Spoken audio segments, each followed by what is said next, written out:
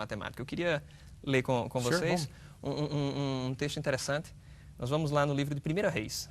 1 Reis tem um texto interessante sobre matemática que tem atiçado a curiosidade de muita gente. No capítulo 7 de 1 Reis, o versículo 23, tem algo muito interessante nesse verso 23, que diz assim, o capítulo 7, verso 23, diz: fez o mar de fundição redondo de 10 côvados, de uma borda a outra, 5 de altura e 30 de circunferência.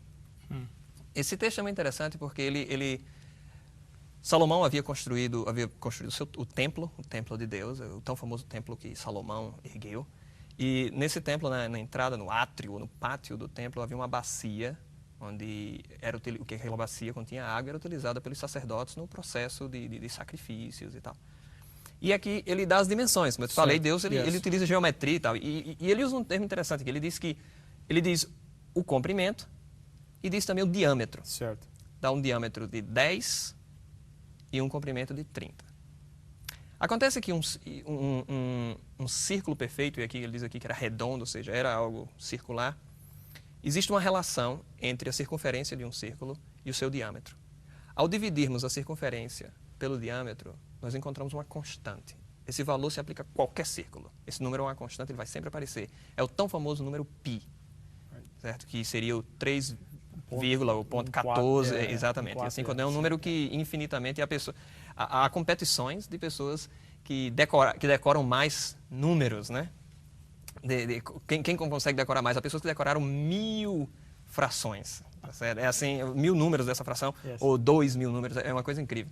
Mas o interessante é que há vários textos antigos que traziam referências sobre esse número. Textos babilônicos, textos egípcios, chineses. E todos eles tinham uma aproximação muito boa do 3,14. Só que esse texto bíblico mostra algo diferente. Ele diz que tinha a circunferência de 30 e o diâmetro de 10. E se você divide 30 por 10, dá 3. Certo. Não dá 3,14. Então, por muitos séculos, as pessoas duvidaram do texto bíblico porque aqui estava errado. Certo. Viu? Aqui a Bíblia contém um erro aqui. Não existe esse negócio. Se você divide a circunferência pelo diâmetro, tem que dar 3,14. Não dá o valor exato de 3. Certo. Então, algumas pessoas chegaram a dizer, não, isso daqui só são números arredondados, ele não entrou nas dimensões. Mas a Bíblia é uma coisa incrível, sabe? Deus ele é um matemático, ele não cometeria um erro tão simples desse. Teve um rabino chamado Neemias, que ao reler esse texto, ao tentar descobrir o que estava acontecendo aqui, 3 versículos depois, ele encontrou a solução para o problema. Se você for no versículo 26, diz assim, a espessura dele era de 4 dedos e a borda era de 1 copo. Como flor de lírio, ele levava 2000 batos. Então nós temos aqui as medidas que eram utilizadas na época, mas o interessante é que ele percebeu que aquela bacia tinha uma certa espessura na parede.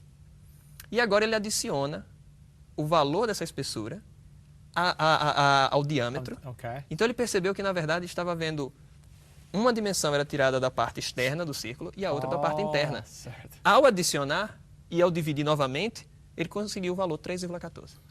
Então, eu acho lindo isso, eu acho muito bonito de Deus colocar esses textos bíblicos. Deus, ele é aquele professor que quer que a gente aprenda. E a gente só aprende estudando. Certo? A gente só aprende pesquisando, indo atrás, tentando descobrir. Mas não é só isso.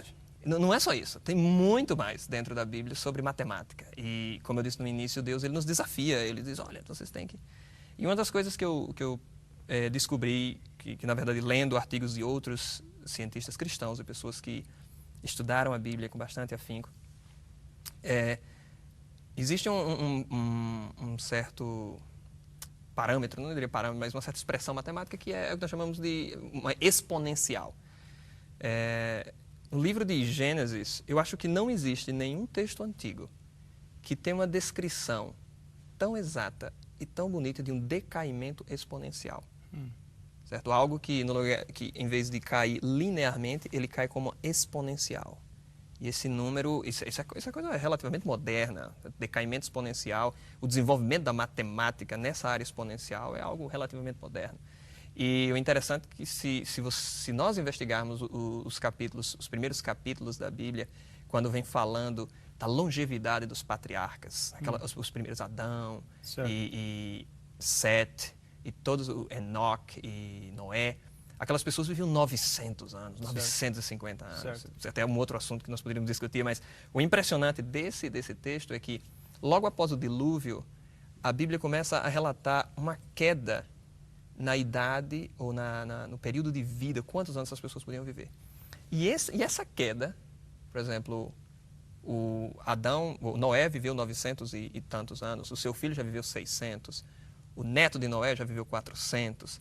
E esse decaimento, os matemáticos, ao tomarem esses números e plotarem, ou escreverem um gráfico, né, desenharem um gráfico, a partir desses números, eles viram uma curva de decaimento exponencial perfeita. Os números se relacionando entre si de maneira perfeita, que eles ficaram assim, ou Moisés, porque foi Moisés que escreveu o livro de Gênesis, ou Moisés descreve números que são realmente precisos, são verdadeiros, ou ele foi o maior matemático da época para poder forjar tais números.